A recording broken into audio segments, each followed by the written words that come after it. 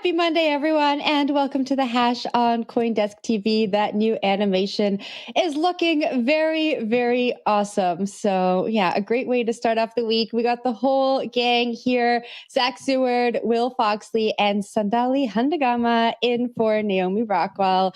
Zach, let's kick off this week. What do you got for us? All right, let's start this thing up. So I have for us a story about Phantom Wallet. Phantom is the wallet of the Solana blockchain, pretty much. They told us that they actually can control about 90% of the market share when it comes to Solana wallets, which is pretty remarkable. We weren't able to independently verify that, but it's quite an interesting comment on the reach of this particular browser wallet. It's how most people are interacting with the Solana blockchain. Hey, they just raised $109 million at a $1.2 billion valuation, and they are trying to win the day when it comes to crypto wallets. So a lot of good stuff in this piece, some interesting details. We could go any number of ways on this one, but Solana has had some hiccups in recent weeks, but the valuations for projects therein are still pretty lofty, and this is maybe the latest example of that. But Will, I'm curious for your thoughts. Take it away.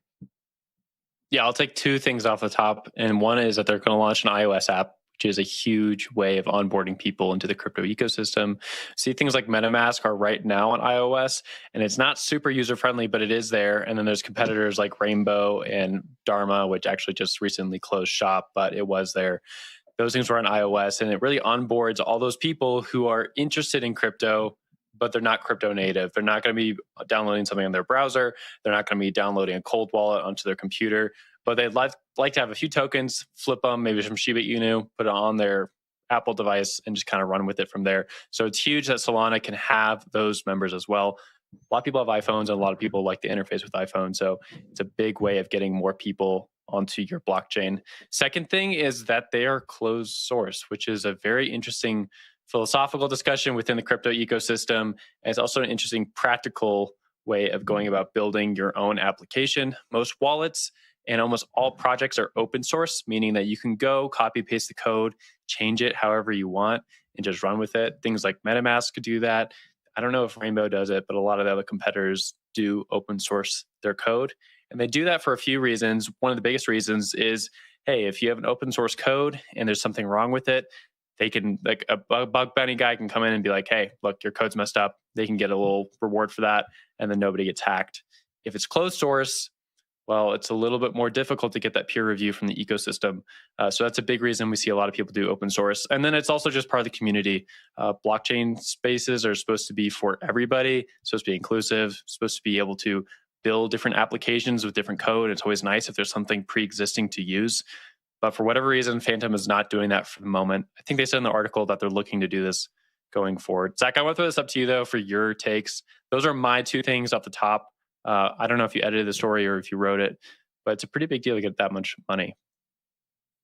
Yeah, I edited it, and no, I think you homed in on the things that stood out to me as well. The closed source decision, I think, is an interesting design choice. We're going to hold them to their word that they're working through the quote Pandora's box that going open source after launching privately would entail. So there's interesting little nuggets in there that these are basically the only game in town when it comes to people using a wallet to interact with the Solana blockchain, to use DeFi applications, to store their NFTs, all sorts of things. So going to be interesting to see if a potentially open source rival emerges that some people may flock to. But for now, folks don't seem to be bothered by the fact that that is a closed source project.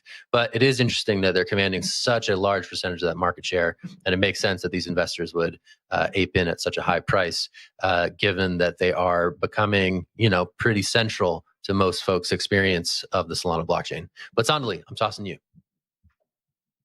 Thanks, Zach. So I kind of agree with what Will said. I was reading up on Phantom the other day, and I came across there's, of course, a Reddit thread that discusses this open source code issue. And a lot of people say, some are saying that it makes them very suspicious, and they feel like they can't trust it because it's closed.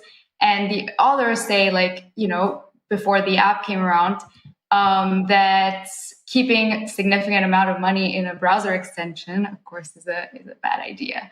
And so I agree with what you said. I wonder like how important it is for the greater public, people just looking to have a safe wallet and keep their money safe, how important it is for to them, whether it's open or closed. So I'm going to toss to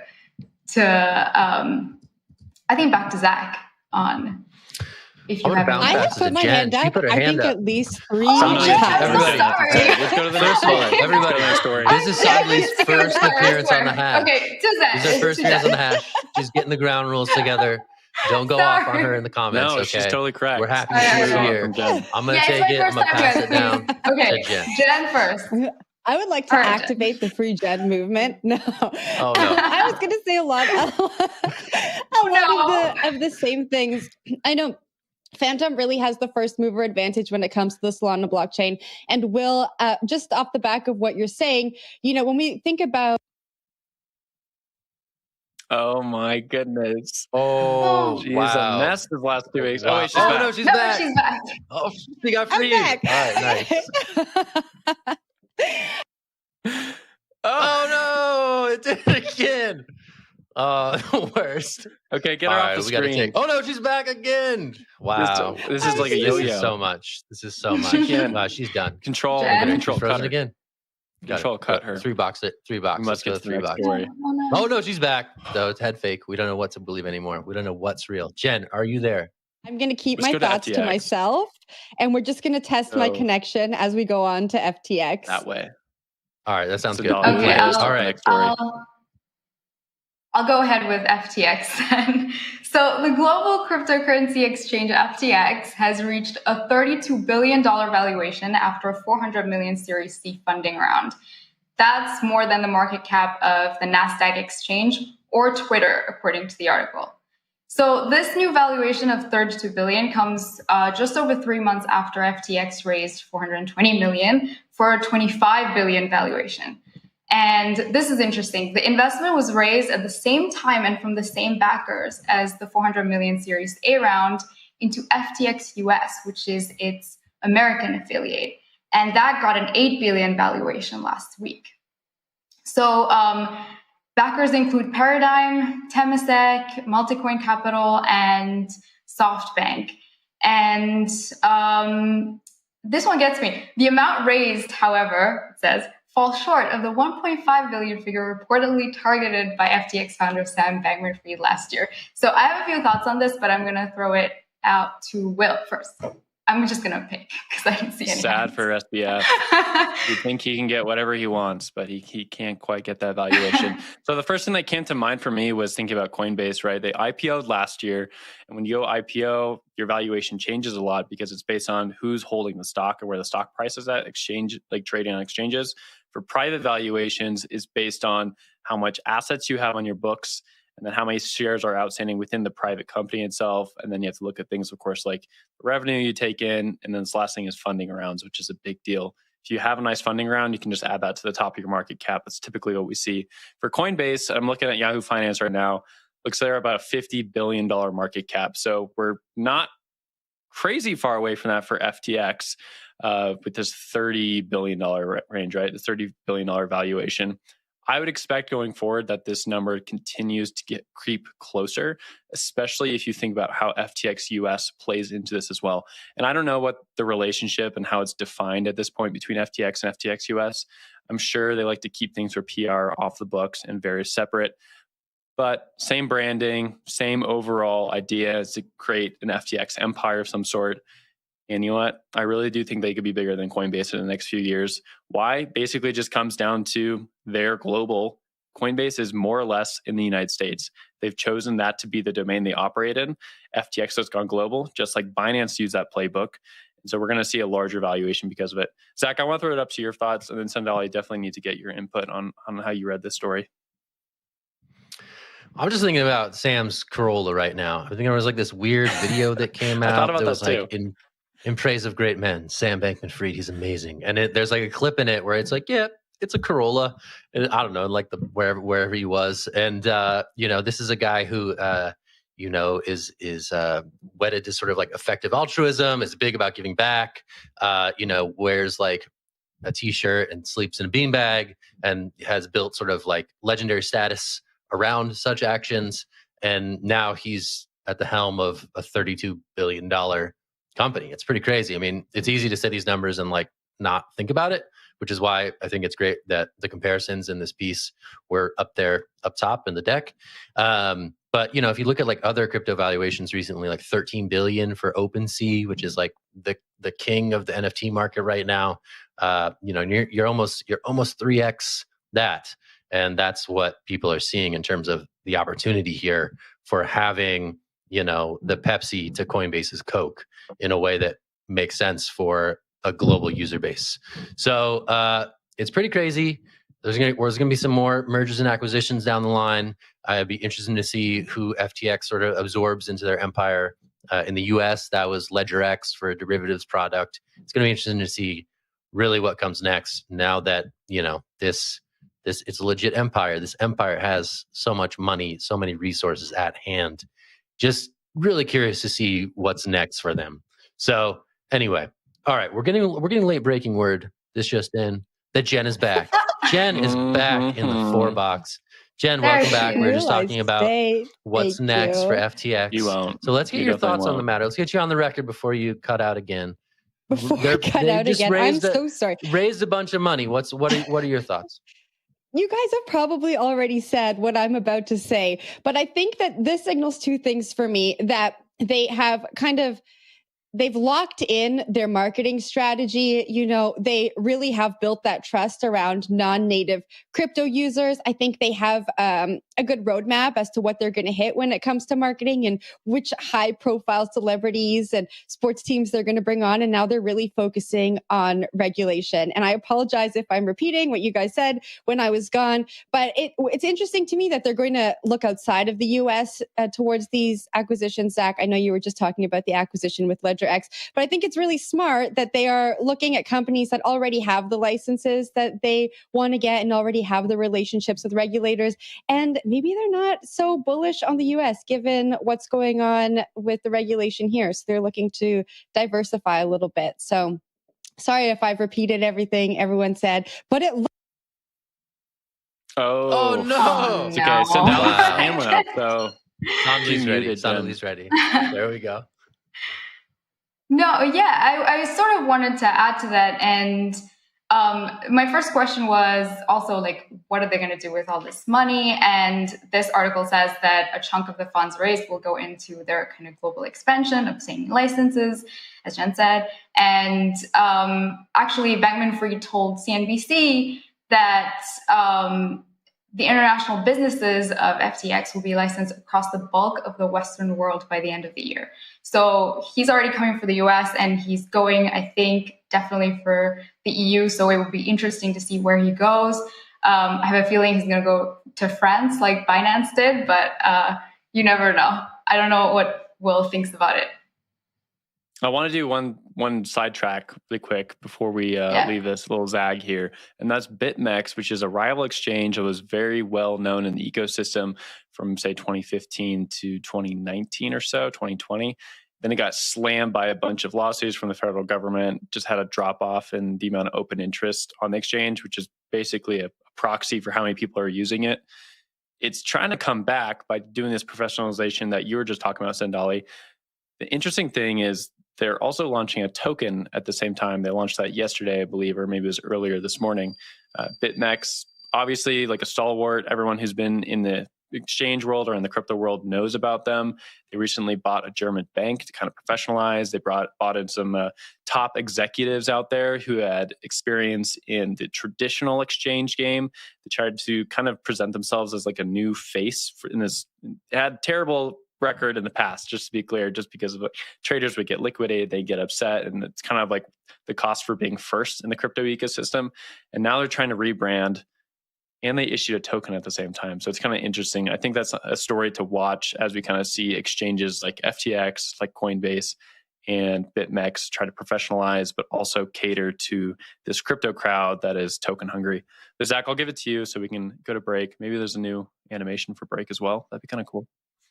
Yeah, let's see. I mean, we're flying by the seat of our pants here. It's always an adventure on the hash. We'll see what's up next. But I can tell you what we're going to talk about next, and that is Meta joining Copa, talking about some patent alliance stuff out of Meta. Interestingly, as the Diem project reportedly begins its wind down. All right, stick with us. We'll see what the animation is. It's the hash. Stick with us. All right, cool.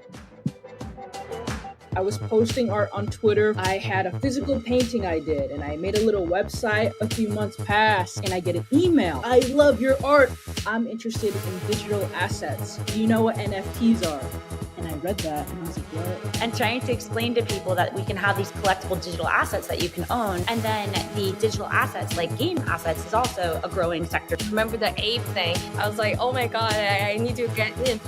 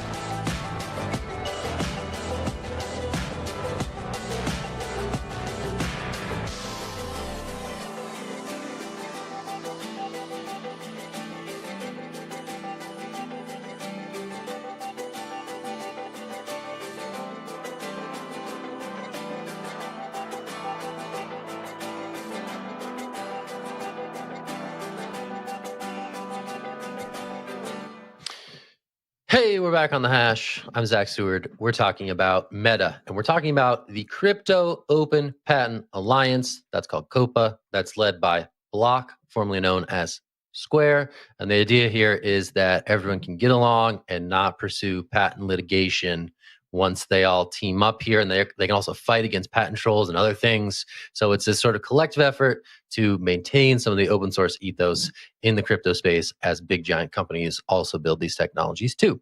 So Meta joined this thing. Meta also reportedly is spinning out its assets related to the Diem stablecoin project, which has just had a really rough go of it. And they're reportedly selling up to 200 million assets to Silvergate Bank. So interesting that this is maybe a piece of that puzzle. And speaking of pieces of the puzzle, here's Jen Sanasi to take it away. The final piece of the puzzle is back. All done. Here we go. Jen, thank you for Jen, that. What do you think about this? What does this mean? Intro What does there, this mean? Zach. Why do we care about Meta joining this thing called COPA? What's the tea leaves? What do you got? Well, I don't know exactly what it means, but it's interesting that Meta, formerly known as Facebook, who was this Web2 giant, is now joining COPA to make patents in the crypto and blockchain space more accessible to innovators. It really shows me, and I guess we'll just have to see how this pans out, but it really shows me that they're thinking maybe a little bit differently about their business model. Maybe they've learned some lessons from the previous ways that they've operated. Like, that's my very optimistic take on this.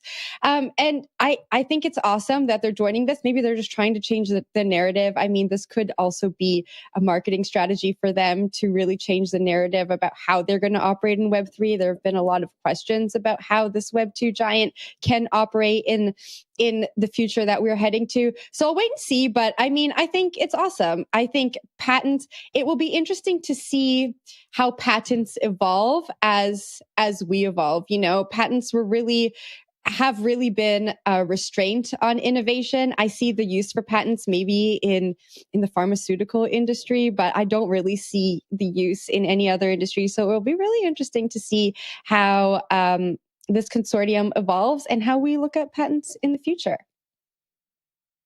I'll take it. I have a few hot thoughts. On this. One is that Meta and Calibra, Novi, Diem, like all the million names that it's had so far, they have had some interesting tech coming out of it. They were working with UCL to develop a lot of this crypto backstory, kind of like all the research and stuff, all the good stuff that nobody's interested in, but is important for making these things work. And I think that's the stuff they're basically selling. So UCL is known for a lot of the cryptography and work on consensus mechanisms that a lot of these chains use, but nobody is really interested in reading about. And they're going to sell it to something like Silvergate and be able to spin up other stuff going forward, or at the very least, be able to use it to understand the products that they currently have. Something like Silvergate uses a lot of stablecoins, and they need to be able to understand the product in the ways that it's growing from here on out. These products aren't just done; they're not just finished. It's open research. Everything in crypto is still open research. And it's important that this stuff does remain in like the public's eye. So it's a step that I'm like applauding Meta for. It's not something I actually expected them to ever do. Facebook and Meta they're well known for not really playing by other people's rules and for having pretty hot elbows, catching people on the chin here and there. They decided to jump into this. And I wonder if it's just a kind of a head nod to where crypto is right now, right? Everyone wants to be helpful. Everyone wants to give to each other. We talked about that open source ethos earlier in the conversation on the hash. And I think this just kind of adds to it. Even someone like Meta is buying into the open source ways that blockchains in general kind of use. Zach, I want to throw it up to you for final thoughts on this conversation, though. Kind of interesting to see them do that. No, definitely interesting. You see Jack Dorsey out here on Twitter who's saying, hey, this is a great move. First of all, you don't often see, Dorsey and Zuck coming together for a vision over future technologies, but that's what's happening here. And I don't know, I'm trying to piece it together. I'm trying to speculate a little bit. And I sort of think of it as like, they found a safe haven for these things, right? The writing was kind of on the wall. David Marcus, who led their blockchain efforts for a number of years, announced in November that he was leaving Facebook. He was stepping down from Novi, formerly Calibra. And, it's included in this article that, they decided in November of 2021 to sort of entrust some of these intellectual property resources to this group and potentially safekeep them going forward. So I don't know. It feels like a interesting incremental step toward potentially the demise of what had been a big push at this company for a couple of years. And I don't know if this is admitting defeat or not. I don't know what we're going to hear from Facebook, now Meta earnings later this week, but it's going to be interesting to see what their updates are on Novi, which is still their wholly owned crypto wallet subsidiary, and also what they can say on Diem after that. So I don't know. We'll see. Interesting move for sure. But we'll leave it there. All right, Will, you got the last story of the day, I believe. I do have the last story of the day, and it's kind of a spooky one to end the conversation on, but it's an important one for everyone to know. So do you remember that conversation? I think it was like December 2020, right as the Trump administration was going out the door, about a unhosted wallet rule coming out of FinCEN that would basically make everyone do some sort of KYC process if they're using crypto wallet or crypto exchange. Well, that apparently is back on the docket. The Treasury has put it on the agenda going into this year, basically deciding if this is something that they want to implement.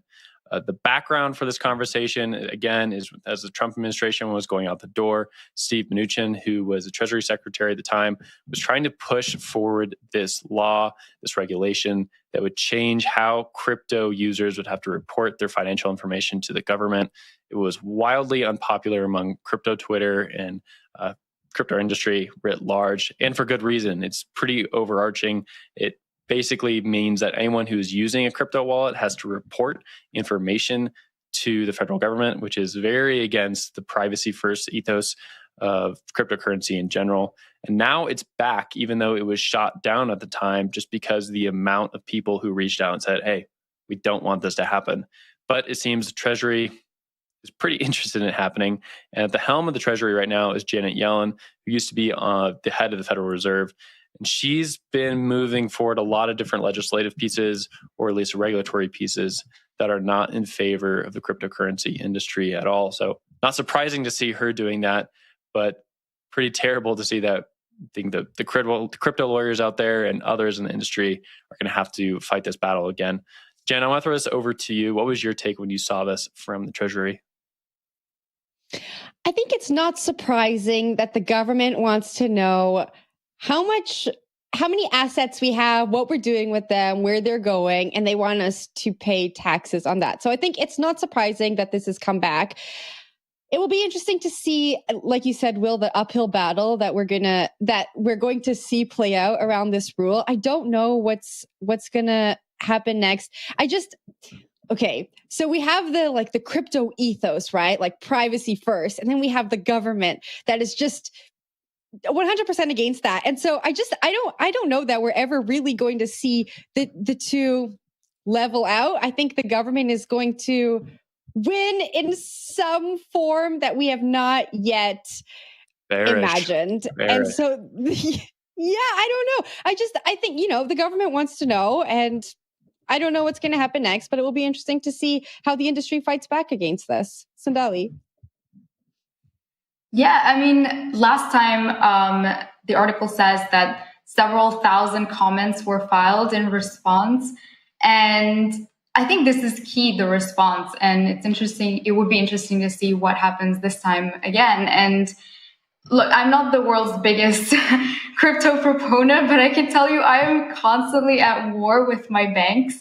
I live in one country, but my banks are back home in another. So I'm constantly begging for access to my own money. I have to give them so much personal information about purchases and just for simple things.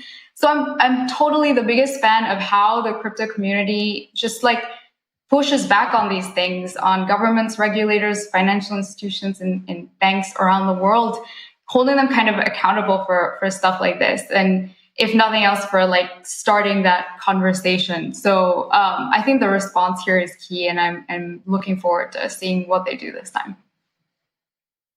That's my spiel on that. Yeah, I think that's exactly right, Sandali. I didn't think of that. I think as more and more people see that there are alternatives to what the banks are offering, it's like I've lived in several different countries too. It's so hard to move your money around. I just saw that there's a bank in Canada that's actually, there's a bank in Canada that's running a node, and that bank doesn't let me. They make it so hard for me to buy crypto or move money from my accounts, and so I thought that was really interesting. But Will, I wanted to ask you a question. The article mentioned the definition of currency, the definition of money as we look at this new rule. Can you just explain to us what's happening on that front?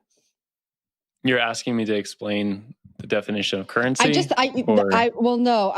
I saw, so I'm going to be honest, I saw a line that they're looking to define currency as part of looking back at the unhosted crypto wallet rule, but I didn't read that section of the article. So I'm hoping that you can explain that to us and the audience. Why are they looking to define currency, and what are they looking at there? For sure. No, I think it just comes back to what a digital asset is. There's a lot of conversations around it. I mean, most dollars are digital at this point. It doesn't have to be a stable coin to be a digital dollar. The money that in your bank account, Sandali, that is digital money, right? And so how do you kind of define the two things, whether it be a Bitcoin or CBDC or Shiba Inu token, or actually just like a dollar in your bank account that is issued by a commercial bank but recognized by the Federal Reserve? There's tons of different ways to kind of cut this up. And I think they just need more clarity around it because they want to enforce actions around the crypto industry. That's what they're trying to focus in on right now, because a lot of the other stuff has already been figured out. They've already figured out how to regulate commercial banks, federal banks, and larger banks than that. So that would be my answer to it. But you know what? You could also go read it on CoinDesk.com. There's a lot of great information on there. So a little shill there to end the show. Zach will give it to you. Great website, Will. I'm a big fan. CoinDesk.com. Shout out CoinDesk.com. I was just going to be grumpy about words again, like unhosted and non-custodial and private. Don't give an excuse. I was going to get grumpy about words. I was going to be yelling about words. That's but anyway, such a you guys ran out the clock. So thank you for that. Thank you for saving me from future embarrassment. All right. That's it. That's it for the show today. It worked out pretty well. Sandali, welcome to the Hash family. You are now officially and forever a member of the Hash crew. So you have one appearance on the board. You're doing great so far. We hope to have you back soon. So yeah, thank you. I don't know if you caught my AirPod drop back then, but I've done it all. Yeah. Amazing. Smooth. All right. Well, it's going to be good. It's going to be good. The Hash itself will be back tomorrow, same time, same place. Thanks for tuning in today, and we'll talk to you all soon. Thanks. Bye. Bye. Bye.